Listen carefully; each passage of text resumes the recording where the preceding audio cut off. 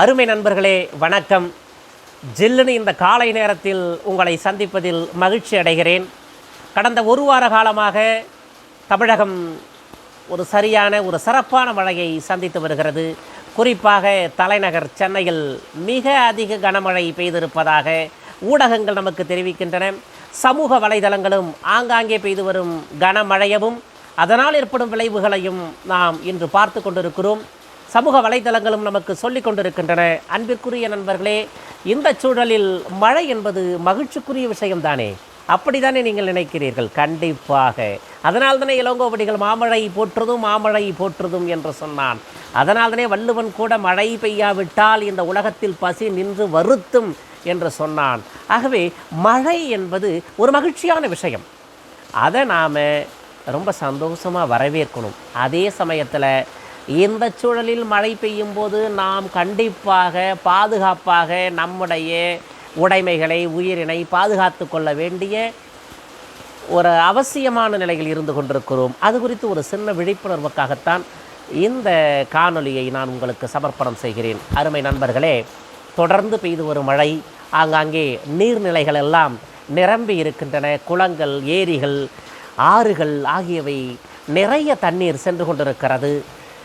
தமிழகம் ஒரு அதிக மழையை சந்தித்து வருகிறது. இந்த நவம்பர் மாதத்தில் இயல்பை விட 23% அதிக மழை பெய்யும் என்று எதிர்பார்க்கிறார்கள் வானியல் அறிஞர்களும். மழையை பற்றி எச்சரிக்கை சொல்லும் வானிலை மையத்தினுடைய அறிவியல் அறிஞர்களும் சொல்லிக் கொண்டிருக்கிறார்கள். அருமை நண்பர்களே, அதுக்கு ஏற்பத்தான் நமக்கு ஆரஞ்சு அலர்ட் முதலில் விடுக்கப்பட்டது. தற்போது 10ஆம் தேதி ரெட் அலர்ட் நம்முடைய டெல்டாவிற்கு அளிக்கப்பட்டிருக்கிறது. தமிழகம் முழுவதும் நல்ல மழை, டெல்டாவிலையும் குறிப்பாக நல்ல மழை பெஞ்சிக்கிட்டு இருக்குது. சிறப்பான மழை. நேற்று மதியத்திலிருந்து கொஞ்சம் லேசாக மழை விட்டிருந்தாலும் கூட இப்போ நல்ல மழை பெய்யுது. இந்த மழையில் தயவு செய்து நீங்கள் மழை பெய்யும் போது மிக மிக அவசியமானதை தவிர மீதி நேரங்களில் வெளியில் செல்வதை தவிர்க்க வேண்டும் என்று உங்களை அன்போடு கேட்டுக்கொள்கிறேன்.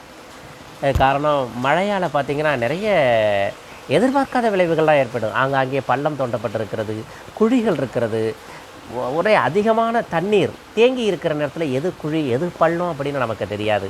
அதனால் சில விபத்துக்கள் விளைவுகள்லாம் ஏற்படுகிறத நிறைய நம்ம வாட்ஸ்அப் போன்ற சோசியல் மீடியா, ஃபேஸ்புக் போன்ற சோசியல் மீடியாவில் பார்த்துக்கிட்டு இருக்கிறோம்.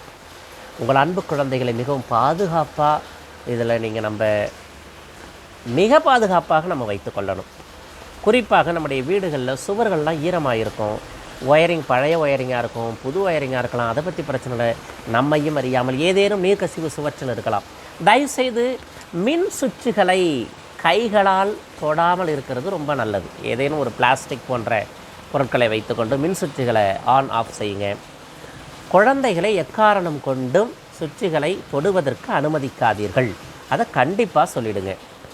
மேலும் பார்த்திங்கன்னா, மின்னல், இடி போன்ற சமயங்களில் செல்ஃபோன் யூஸ் பண்ணுறதை கண்டிப்பாக நிப்பாட்டிடுங்க. வீட்டுக்குள்ளே தானே இருக்கிறோம் அப்படின்னு சொல்லிட்டு நாம் ஆன்லைனில் இருக்கிறது, வாட்ஸ்அப்பில் இருக்கிறது, இந்த மாதிரி செயல்கள் ஒரு பயங்கரமான விளைவுகளை ஏற்படுத்துது. ஏன்னா செல்ஃபோன் இடி மின்னலை உடனே ஈர்க்கக்கூடிய ஒரு சக்தி வாய்ந்தது. அதனால் பார்த்திங்கன்னா மிகப்பெரிய விளைவுகள்லாம் ஏற்படுகிறதுன்னு இதற்கு முன்னாடி நம்ம நிறைய செய்திகளை பார்த்துட்டோம். அதனால் ஜன்னல் ஓரமாக நின்று கொண்டு செல்ஃபோன் பேசுவது, ஜன்னல் ஓரமாக நின்று கொண்டு வாட்ஸ்அப்பு, ஃபேஸ்புக் பார்க்குறதுல செல்ஃபோனை ஆன்லேயே வச்சுருக்கிறது மிக மிக தவறு. எனவே கடும் மழை, இடி மின்னலின் போது செல்ஃபோனை தயவு செய்து சுவிட்ச் ஆஃப் பண்ணி வச்சுருங்க. ஈரக்கைகளால் மின் சுவிட்சுகளை தொடுவதை தவிர்த்து விடுங்கள். கடுமையான மழையில் நீங்கள் வெளியில் செல்ல நேர்ந்தால், மழை ரொம்ப பெய்யுதுன்னு சொல்லி ஒற்றை மரமாக இருக்கிற மரத்தின் அடியிலேயோ, ஒரு பாழடைந்த கட்டிடத்தின் உள்ளேயோ, குடிசைக்குள்ளேயோ தயவு செய்து போய் தஞ்சமடையாதீர்கள். மரத்துக்கு கீழெல்லாம் நிற்கக்கூடாது, அது ஒரு ஆபத்தானது. அதே போல் தண்ணீர் தேங்கியுள்ள இடத்துல தயவு செய்து உங்கள் 2 சக்கர வாகனமோ 4 சக்கர வாகனமோ நடந்தோ மிதிவண்டியிலையோ நீங்கள் செல்லும்போது ரொம்ப கவனமாக இருக்கணும். திடீர்னு மிகப்பெரிய குழியாக இருக்கும் அது மழையில். ஆக இந்த மாதிரி பயணங்களை நாம் தவிர்க்கணும். அடுத்து மின் கம்பத்தின் ஓரமாக நிற்பது, டிரான்ஸ்ஃபார்மர் ஓரமாக போகிறது, மின் கம்பிகள் அருந்து கிடக்கும், தெரியாமல் போகிறது, இதையெல்லாம் நம்ம தவிர்த்துக்க வேண்டும். அப்புறமேலும் பார்த்திங்கன்னா, மழையில் பெரும்பகுதி கொடை அவசியம் எடுத்துகிட்டு போங்க. மழையில் நனையாதீங்க. ஏன்னா மழை காலத்துல கூடுதலாக நோய்கள் வேறு பரவும். பாருங்கள் டெங்கு வேற பரவுதுங்கிறாங்க. சாதாரணமாக இயல்பாக சளி காய்ச்சல் இயல்பாக வந்துடும், அது ஒரு வாரம் முடக்கி போட்டுரும். நல்லா காய்ச்சிய நீரை குடியுங்க. நான் முன்னாடியே சொன்ன மாதிரி இந்த மின் கம்பங்கள் ஓரமாக போகிறது, டிரான்ஸ்ஃபார்மர் மின் மாற்றி ஓரமாக செல்வது, இதெல்லாம் செய்யக்கூடாது. தயவு செய்து அவசியம் இல்லாத பயணங்களை தவிர்த்து கொண்டு மழை காலத்தை நம்ம கடக்கணும். திடீரென்று ஆறுகளில் வெள்ளம் நிறைய, இப்போ கொள்ளிடத்தில் 10,000 கனஅடி நேற்று திறக்கப்பட்டிருக்கிறதா சொல்கிறாங்க. தண்ணீர் எல்லா ஆறுகள்லையும் தண்ணீர் நிறைய போகுது. இளைஞர்கள் என்ன செய்வான், அதில் போய் செல்ஃபி எடுக்கலான்னு ஆசைப்படுவான். தயவு செய்து செல்ஃபி எடுப்பதற்கு ஆசைப்படாதீர்கள். எத்தனை பேர் செல்ஃபி எடுத்தவன் தண்ணிக்குள்ளே விழுந்திருக்கான் தெரியுங்களா? அதனால் கடுமையான வெள்ள காலத்தில் அந்த ஆற்றின் கரையில் நின்று செல்ஃபி எடுக்கிறது தவறு. பார்க்காதீங்க, அதுக்கெல்லாம் செல்லவே கூடாது, அதை அனுமதிக்கவே கூடாது. எந்த இடத்துலையும் வாய்க்கால்கள் உடைப்பெடுக்கலாம், ஆறு உடைப்பெடுக்கலாம். ரொம்ப மிக கவனமாக இருக்க வேண்டிய சூழலில் நாம் இருந்துக்கிட்டு இருக்கிறோம். மழை எப்படி இருக்கும், அதனுடைய போக்கு எப்படி இருக்கும் அப்படின்னு தெரியாது. நம்முடைய முதலமைச்சர், அமைச்சர்கள், மாவட்ட ஆட்சித்தலைவர்கள், வருவாய்த்துறை ஊழியர்கள், அனைத்து மின்வாரியத்துறை ஊழியர்கள், அனைத்து துறை ஊழியர்களும் ரொம்ப அலர்ட்டாக உங்களுக்காக பணிகளை செஞ்சுக்கிட்டு இருக்காங்க. நாம் என்ன செய்யணும்னா நம்மளை நாமே பாதுகாத்துக்க வேண்டும்னா இந்த பாதுகாப்பு நடவடிக்கைகளை கண்டிப்பாக நாம் மேற்கொள்ள வேண்டும். சரி, ஒரு வாரம் கரண்ட்டு போனாலும் போகலாம் அல்லது இருக்கலாம். இதை எதிர்பார்த்து நமக்கு ஒரு மெழுகுவர்த்தி, தீப்பெட்டி, ஒரு வாரத்திற்கு தேவையான காய்கறிகள், மளிகை போன்ற பொருட்களை எல்லாம் சேகரித்து வைத்துக்கொள்வது நல்லது.